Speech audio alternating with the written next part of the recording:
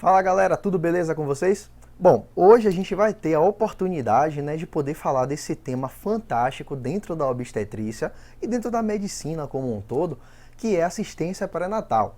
Bom, esse é um tema que todo médico tem que saber, todo médico tem que dominar, é assistência pré-natal. Ah, mas eu vou fazer oftalmo. Beleza, mas quando você estiver rodando no internato, quando você passar pelo rodízio de ginecologia e obstetrícia, você vai passar pelos ambulatórios de pré-natal, isso é fato. Precisa fazer isso, porque pré-natal é quando você vai acompanhar as gestantes. É justamente naquelas consultas, na verdade não é uma só, né, uma sucessão de consultas, a gente vai estar ali acompanhando todas as grávidas de baixo risco, de alto risco, enfim, vão ser ou precisam ser acompanhados pré-natal de alto risco. Independentemente, quando você entrar no internato, você vai passar por isso. Então você precisa estar muito atento. Tem que saber isso. Não é difícil, é uma coisa muito tranquila de se aprender. É uma coisa muito tranquila da gente internalizar, porque é uma coisa que a gente vai precisar levar para a nossa vida. Vai precisar levar para a nossa prática, independentemente daquilo que você vai fazer depois. Você vai ter que passar por isso daqui. Então, precisa estar muito atento, beleza? Bom, nessa primeira parte do vídeo de assistência pré-natal de baixo risco, né? Vou fazer pré-natal de baixo risco e aí no alto risco, né? Na medida que o vídeo for passando, na medida que a discussão for se procedendo, a gente vai comentar algumas coisas sobre pré-natal de alto risco, mas o foco aqui é fazer basicamente de baixo risco. O que é que a gente vai comentar, a gente vai poder conversar um pouquinho hoje? A gente vai falar sobre consulta pré-concepcional, né, que é uma coisa que os livros trazem assim de uma forma um tanto quanto aquém, pelo menos alguns livros trazem de uma maneira um tanto quanto aquém daquilo que a gente realmente precisa estar ali atento, né? Até porque não é muito o padrão, né, de como muitas grávidas acabam chegando pra gente. Né? Muitas vezes a mulher já chega pra gente grávida e aí já começa de fato o pré-natal. Não teve uma consulta pré-concepcional. É importante a gente estar atento sobre alguns aspectos. A determinação do risco gestacional. Né? Se essa gestação vai ser de baixo risco, de alto risco, de risco moderado, como é que a gente sabe que uma gestante vai ser de alto risco, né? Como a gente se maneja ela, como é que a gente vai se comportar na frente dessa paciente, beleza? Como é que a gente vai manejar ela direitinho, né? E as rotinas da consulta de pré-natal, aquilo que a gente não pode sair daqui sem saber, né? A gente vai precisar sair desse vídeo sabendo pelo menos algumas coisas que a gente precisa perguntar. A gente não pode esquecer de fazer essas perguntas. Beleza? Vamos devagarinho que a gente vai conseguir entender devagarinho isso daqui. Não precisa decorar nada. Veja que é tudo muito lógico, tudo muito intuitivo, tá? Mas antes da mulher engravidar, pelo menos idealmente, a gente espera que ela procure a gente, né, antes dela engravidar. Ela fala, doutor, eu tô com desejo de engravidar. Geralmente o casal chega lá no seu consultório com esse desejo, eu quero engravidar. Como é que eu faço? Primeira coisa, você vai passar uma série de orientações para ela. E tal qual essas orientações precisam ser passadas para ela, a Febrasgo também passa para a gente. E é de lá que eu trouxe essa tabelinha daqui. O que é que a Febrasgo diz em relação às consultas, em relação às rotinas de assistência pré-natal? Bom, a primeira consulta precisa ser o mais precoce possível. Quanto mais cedo, melhor para você, que você consegue manejar a paciente da melhor maneira possível, você conhece a paciente mais precoce possível, você começa a estabelecer alguns vínculos muito mais precoces. Então, é bom para os dois lados.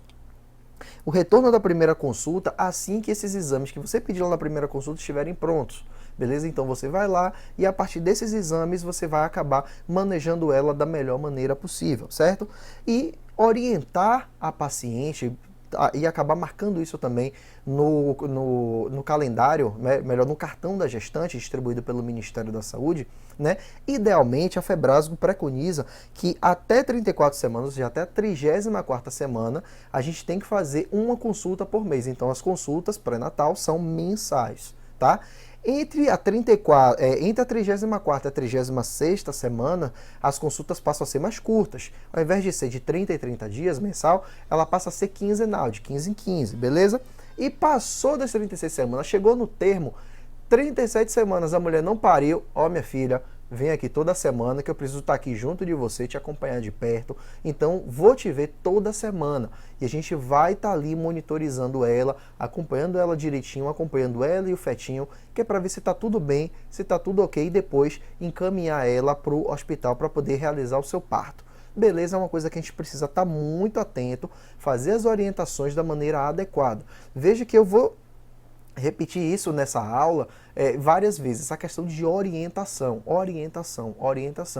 que é uma coisa que a gente precisa estar muito ligado o tempo inteiro, porque pré-natal fundamentalmente é orientar.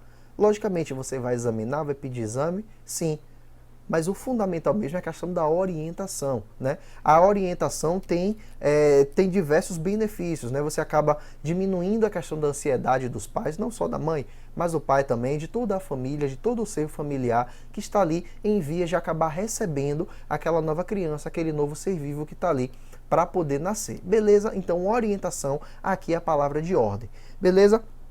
Ela precisa ser iniciada idealmente antes da concepção. É o que eu falei. De maneira ideal, ela precisa vir para a gente, né? Para a gente ver ali se está tudo direitinho com ela, se tem alguma doença de base ou não, se precisa compensar alguma coisa, né? Ver se está no momento ideal para poder fazer a concepção direitinho.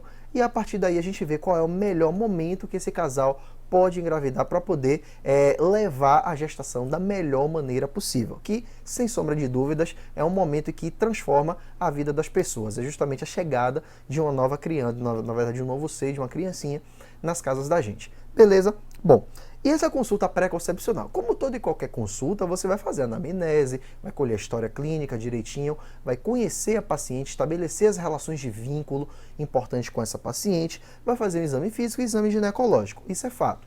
E alguns exames complementares são mandatórios você pedir logo nessa primeira oportunidade. O que é que você vai pedir? Um hemograma, tipagem sanguínea e fator RH. Lógico, principalmente essa questão de tipagem sanguínea e fator RH é importante porque a gente vai falar lá na frente sobre uma tal incompatibilidade, né? A questão do pai ser RH positivo, a mãe RH negativo, como é que a gente maneja, o que é que a gente vai fazer em relação a esses casos específicos, tá? Então, vamos ter que pedir um hemograma, vamos ter que pedir tipagem sanguínea, fator RH. Glicemia de jejum também é importante, né? Principalmente pelo fato do nosso meio, né? A gente ter um alto índice de diabetes mellitus, né? Então a gente precisa estar ali atento, porque diabetes mellitus acaba gerando diversos desfechos desfavoráveis, tanto materno quanto fetais também.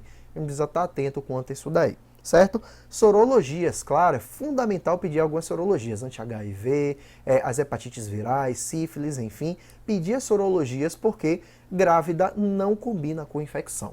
Isso é fato. Guarde logo essa informação. Grávida não combina com infecção. Então a gente precisa pedir as sorologias para poder manejar direitinho essa mulher, beleza? Um parasitológico de fezes, como eu te falei. Grávida não combina com infecção, não combina com parasita, não combina com nada que venha a sugar a vitalidade ou a energia dessa mulher. Então tudo isso precisa ser debelado, beleza? Se tiver algum tipo de problema, a gente tenta tratar, tenta manejar da melhor maneira possível, para poder fazer com que essa gestação se processe da melhor maneira possível. Vai pedir também um perfil hormonal, lógico, vai pedir também um FSH, um LH, exames da tireoide, né, marcadores hormonais da tireoide, principalmente pelo fato de no nosso ambiente, né, o índice de tireoidopatia ser extremamente elevado e as tireoidopatias estarem relacionados com alguns desfechos ruins materno-fetais, tá? A gente precisa estar ali monitorizando, né? Pedir também prolactina, estradiol, ver como é que está a situação clínica, como é que está a situação hormonal daquela mulher, ver se aquela mulher está apta a conseguir levar uma gestação adiante, se ela vai conseguir ter uma gestação de uma maneira adequada. Então a gente precisa conhecer tanto do ponto de vista social, do ponto de vista laboratorial e do ponto de vista clínico. A gente precisa conhecer essa mulher, precisa conhecer essa paciente que vai tentar ali engravidar e levar ali uma gestação adiante, beleza? E orientar a questão de quando a gente deve fazer com que, ou melhor, permitir com que esse casal acabe vindo a engravidar. No caso, a mulher acabe vindo engravidar e ela consiga ali ver se ela consegue levar essa gestação adiante e orientar sempre quanto ao melhor momento. Se ela tem alguma doença de base, compensar a doença de base para depois ver o momento ideal para acabar engravidando, beleza? E iniciar o quanto antes o uso do ácido fólico. A gente sabe, né, já de longos carnavais, que o ácido fólico é fundamental, ele precisa ser iniciado quanto mais precoce possível, porque ele está relacionado com a questão da formação e fechamento do tubo neural, que é o que vai formar parte do sistema nervoso da criança. Então, quanto mais precoce ele for administrado, melhor para o desfecho neurológico dessa criança, né? Até para a gente poder excluir a possibilidade dessa criança ou melhor, diminuir a possibilidade dessa criança vir a desenvolver alguns problemas neurológicos, né? Como mielomeningocele, enfim. Tá? Ficar atento quanto a isso também. E a gente determinar sempre o risco gestacional. Como é que a gente vai estar fazendo isso? A gente vai ter que pegar diversos parâmetros. Por exemplo, idade.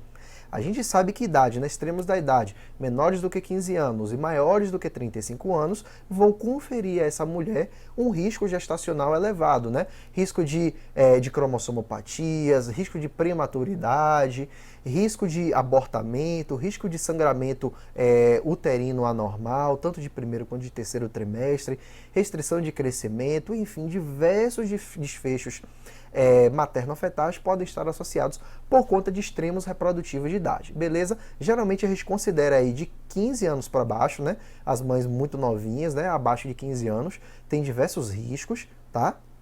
E mães mais velhas, né? E o que é ser mais velha para a obstetrícia do ponto de vista reprodutivo acima de 35 anos? Não significa dizer que ela não possa, não. Mas aí vai ser uma gestação de muito mais risco, né? Cada ano que vai aumentando acima dos 35 anos, você vai ter um risco cada vez mais gradativo. Risco de cromossomopatia, risco de restrição de crescimento intrauterino, enfim, diversas patologias associadas, tá? Genética, o que é que eu estou falando aqui com genética? Diversas doenças passadas hereditariamente, ou seja, história familiar, por exemplo, diabetes, hipertensão, doenças genéticas também, doenças de tireoide, câncer, prematuridade, abortamento, ou seja, essas histórias familiares realmente acabam ligando ali um pouquinho o alerta para a gente, né, que essa paciente acaba tendo um risco um pouquinho maior de vir a desenvolver isso daí também, certo?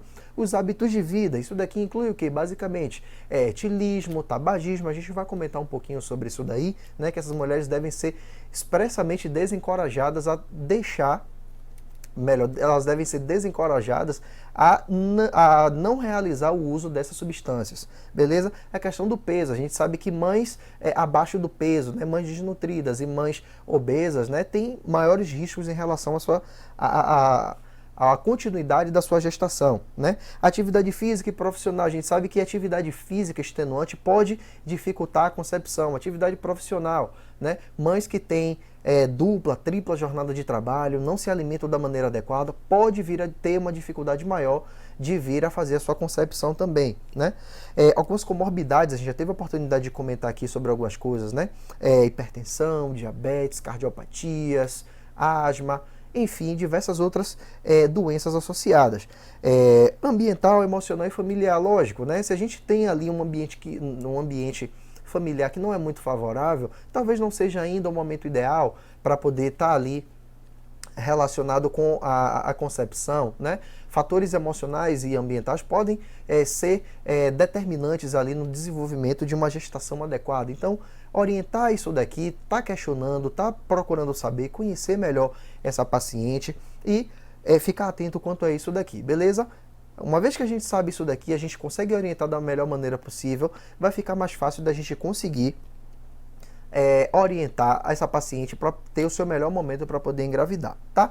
Essa tabela aqui também é trazida de lá do manual da Febrasgo, o manual de concepção da Febrasgo, e ela mostra isso daqui. Bom, isso daqui é uma tabela que a gente não precisa gravar, tá? Ela tá lá disponível, você pode depois dar uma olhadinha, mas mostra que cada um daqueles parâmetros que eu falei para vocês, eles vão ter alguns pontos associados, tá? Veja, idade, né? Se tem uma idade abaixo de 17, acima de 34, vai ter uma quantidade X de pontos, né? Se é negra, se é da raça negra, tem uma quantidade X de pontos. Se ela é primípara ou se ela é uma grande multigesta, isso daí vai ter pontos associados também, né? Se tem tabagismo, se tem diabetes, gemelaridade, hipertensão arterial, intervalo entre os partos, né? Intervalos entre os partos menores do que 2 anos ou maiores do que 9 anos, tem um risco também, então você vai acabar pontuando isso daqui. E no final você vai vir para cá. Você vai determinar se essa gravidez, se essa gestação vai ser, no caso desse risco reprodutivo, se vai ser baixo risco, se tiver menor do que 3 pontos. Ela vai ser de alto risco se ela tiver 5 ou mais pontos, e se tiver ali no limbo, 3 a 4, ali, né, no fator intermediário, ela vai ser de médio risco. Então isso aqui é uma coisa que você não precisa gravar, não é uma coisa que isso daqui você chega lá, faz na hora, pontua e estratifica essa paciente. Beleza? Prestar atenção nisso daqui, porque a depender da situação, você vai precisar estar fazendo essa avaliação do risco lá na frente também, né? Aqui é risco em relação à questão de reprodução. E vai ter a questão da estratificação do risco também, que você pode estar fazendo nas consultas pré-natal. Se você não sabe muito bem se a paciente, se ela não se você não sabe se ela é um alto risco clássico, ou se você não sabe também se ela é baixo risco, se está ali naquele meio termo, né, de estar ali, pô, será que ela é médio risco? Então, e qualquer consulta, você vai estar ali fazendo a estratificação do risco dela. Porque uma vez que você determinou que ela passou a ser uma gestante de alto risco, automaticamente você vai encaminhar ela para o pré-natal de alto risco. Isso daqui que eu estou falando, essas consultas, essas rotinas da consulta pré-natal. Eu estou falando aqui fundamentalmente para baixo risco. Se você perceber que ela for alto risco, encaminha ela para a unidade de referência, ela precisa ser referenciada para a unidade de alto risco, beleza? Para ela acabar sendo acompanhada de perto de uma maneira muito mais apropriada, né? Questão de pré-natal de alto risco, e a partir daí ela ser encaminhada para as unidades de referência, beleza? Bom, então essa mulher enfim engravidou. E aí, como é que você vai fazer? Se você já teve um contato prévio com ela, ótimo, vai ser apenas continuidade. Ao invés de ser consulta pré-concepcional, se transformou em consulta pré-natal. Beleza, você já conhecia a paciente. Mas se chega a paciente lá no seu consultório já grávida, como é que você vai fazer? É basicamente seguir isso daqui, é como se fosse uma cartilhazinha, beleza? Que é a maior parte das grávidas acabam chegando pra gente nessa situação aqui. Né? Ela chegou grávida, doutor, eu tô com dúvida se eu tô grávida ou não, se eu tô gestante ou não, e aí o que é que eu faço? E agora? Bom, a gente vai fazer isso daqui. E como primeira consulta, você precisa fundamentalmente conhecer a paciente.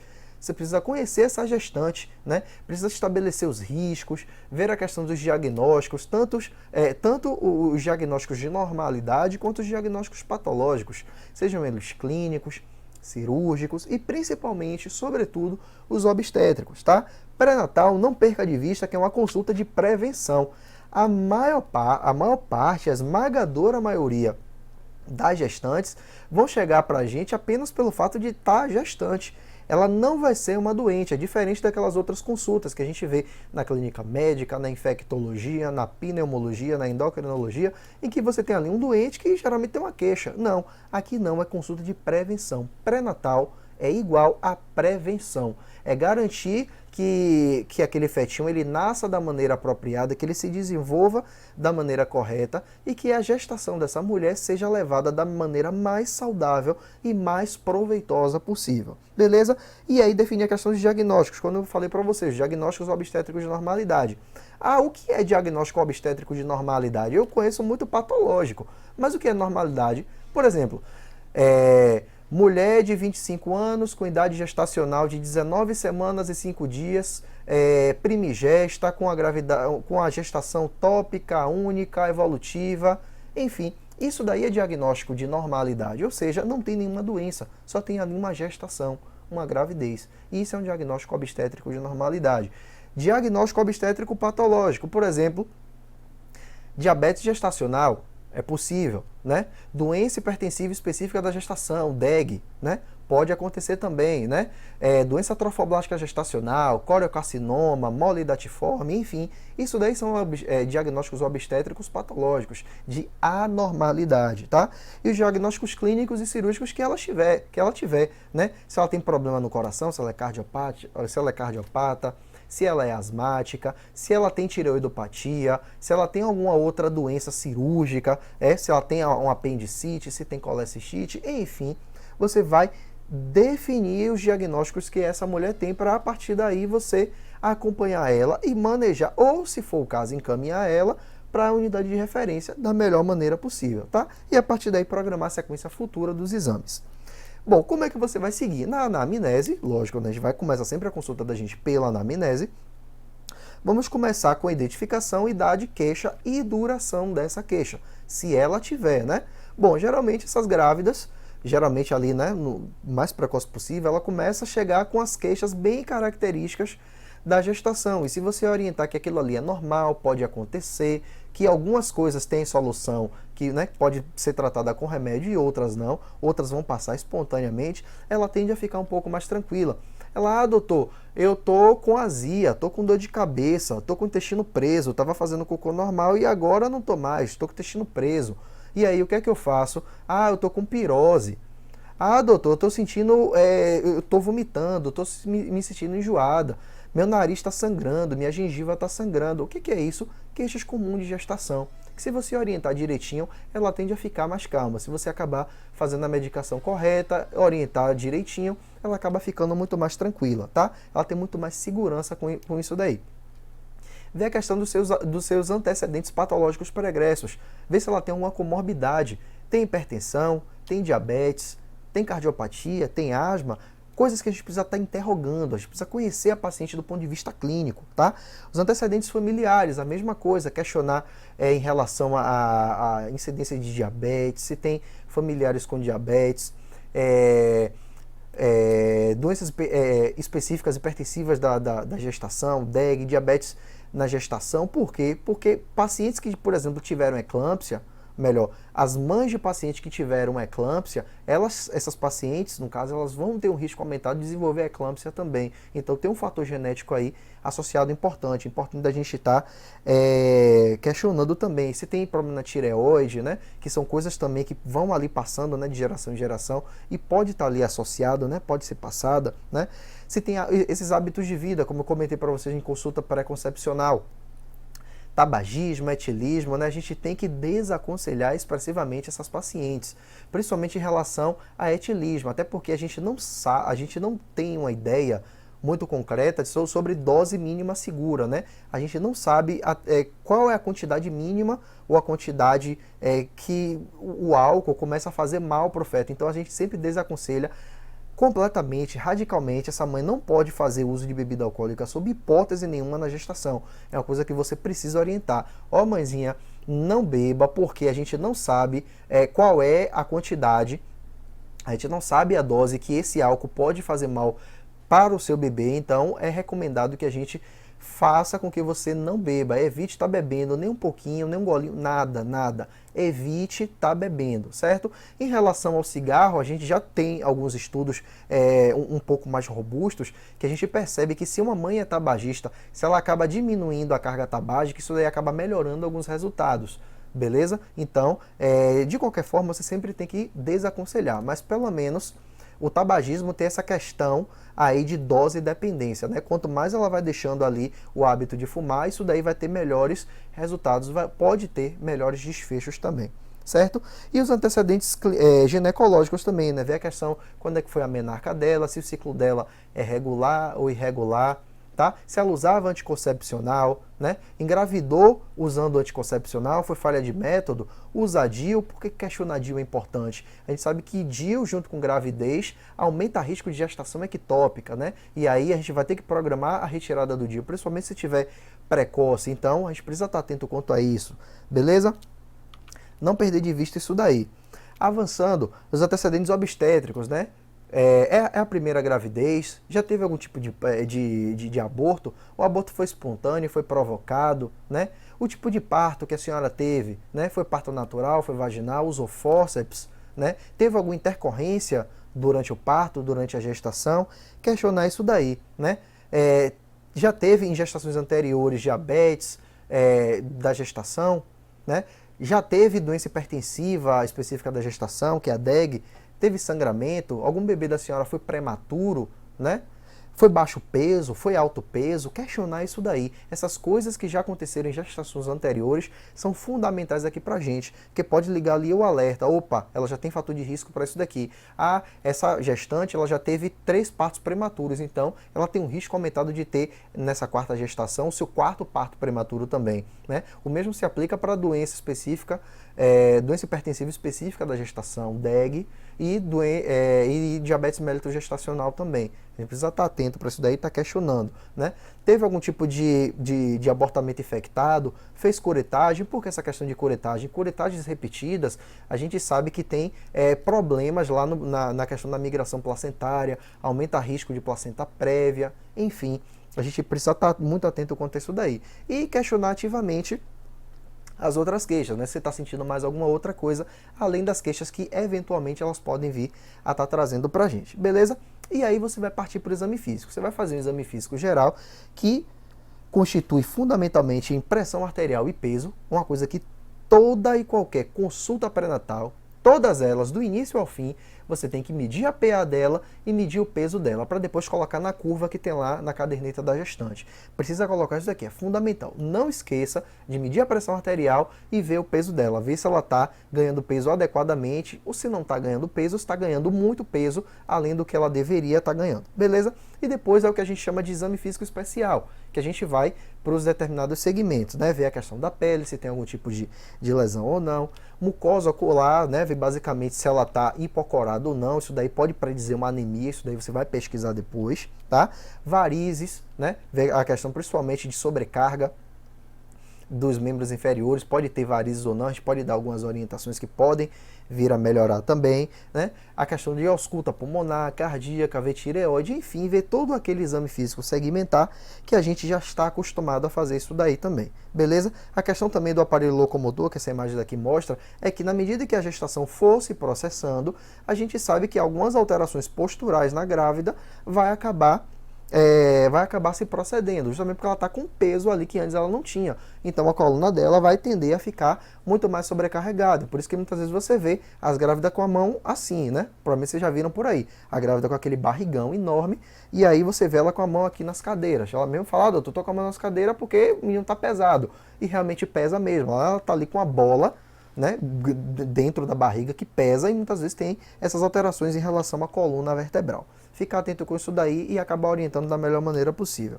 Exame físico. Bom, existem diversas ordens para poder fazer exame físico. Pessoalmente, eu gosto muito de fazer o sentido crânio-caudal, porque aí eu minimizo a probabilidade de eu acabar esquecendo alguma coisa. E eu vou começar por quê? Melhor, por onde o exame ginecológico e o exame obstétrico? Basicamente pelas mamas e linfonodos regionais. Vou pesquisar linfonodo axilar, pesquisar linfonodo supra e infraclavicular e ver a questão das mamas, né? Ver a questão da inspeção, né? Ver depois fazendo palpação, ver se tem algum tipo de nódulo. Por último, ver descarga papilar, se é positiva, se é negativa, né?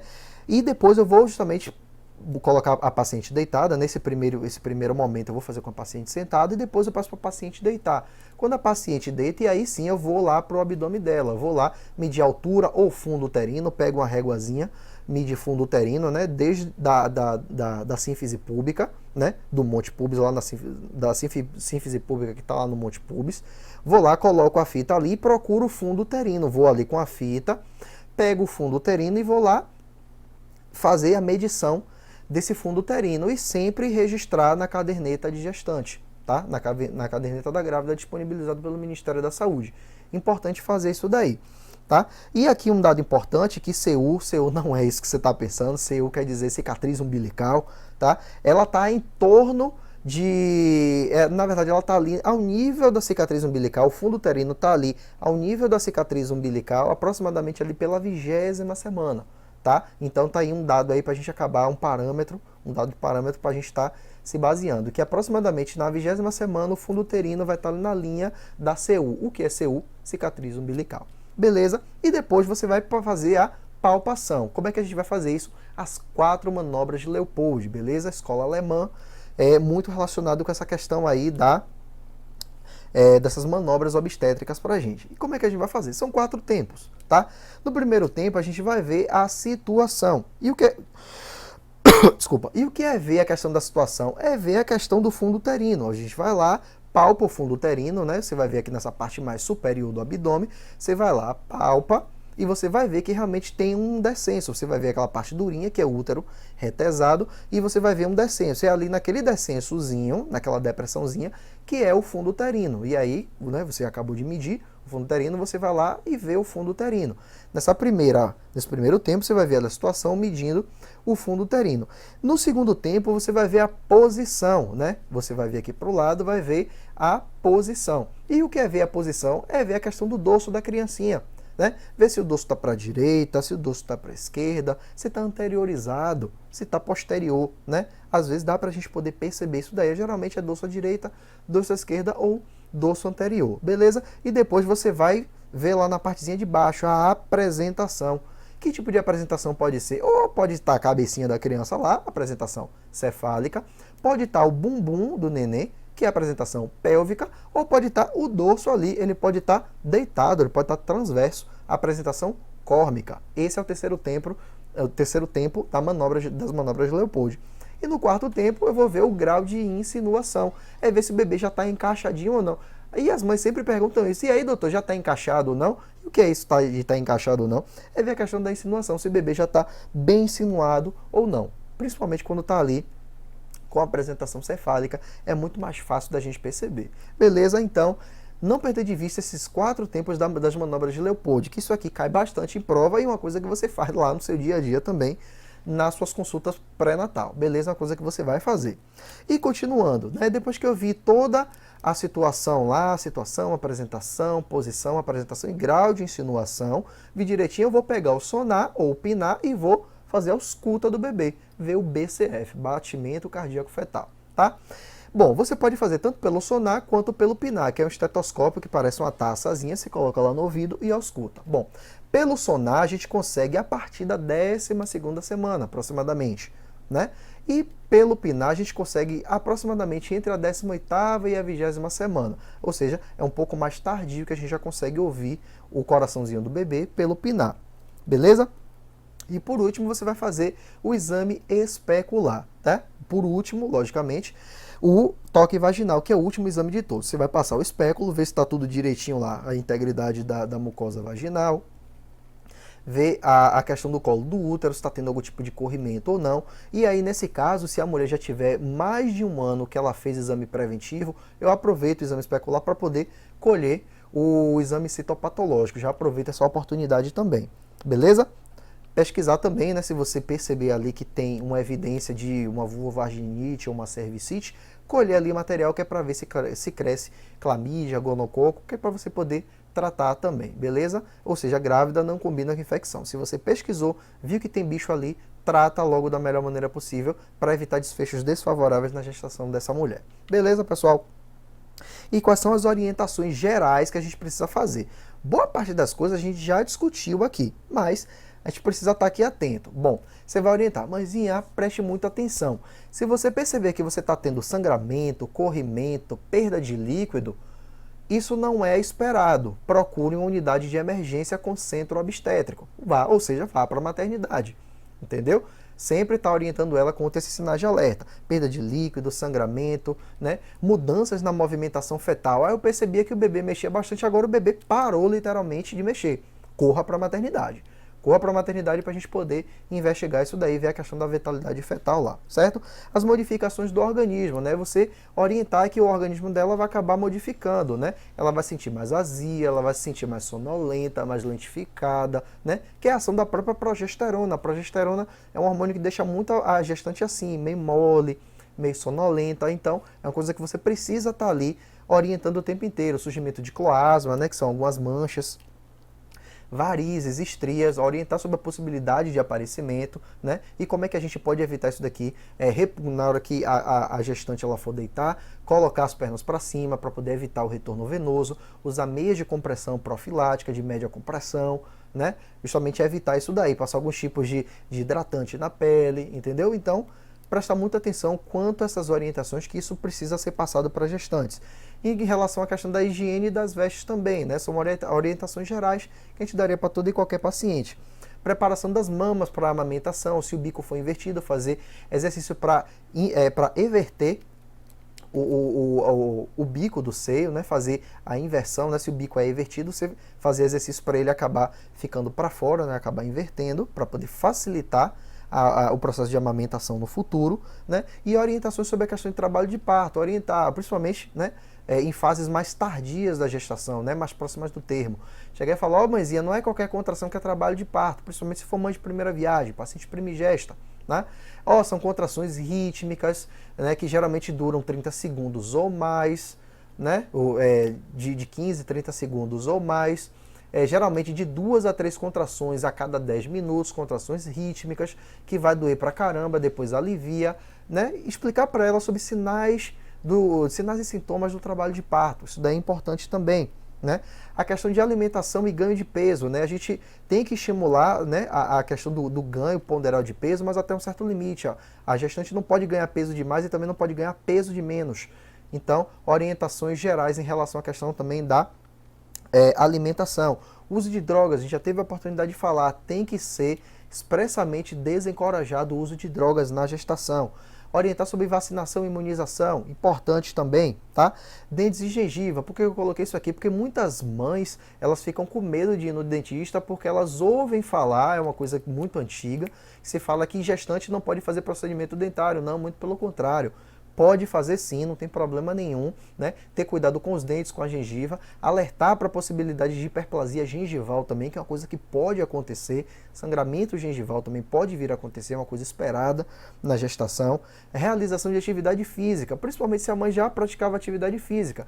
Não tem por que desaconselhar, logicamente. Você não vai aconselhar a mãe a fazer MMA, você não vai fazer isso. Mas, por exemplo, se a mãe fazia Cooper antes, não tem problema nenhum ela continuar fazendo o Cooperzinho dela. Logicamente, evitar o máximo de trauma possível. Fazer exercícios menos impactantes. Fazer exercícios menos extenuantes possíveis, tá? É interessante também.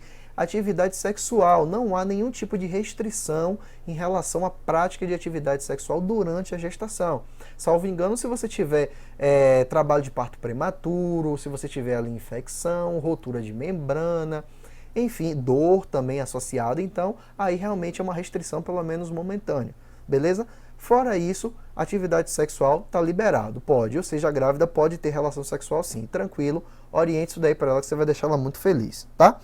Participação do parceiro e da família, são orientações também que a Febrasgo e o Ministério da Saúde colocam para a gente fazer também, né? Precisa ser orientada em relação à questão do parceiro e da família, aquela questão de parceria que precisa estar ali sendo efetivado o tempo inteiro. Beleza, galera? Então, nesse primeiro vídeo, trouxe para vocês os aspectos principais da consulta pré-natal, ou seja, aquele guia, aquilo que a gente não pode deixar de lembrar para poder estar perguntando e questionando ativamente essa gestante, beleza? No próximo vídeo a gente vai ver alguns exames específicos que a gente pede, quando a gente pede e algumas outras orientações, principalmente em relação à vacina, alimentação, ganho ponderal e outras coisas importantes também, beleza? Então, até o próximo vídeo.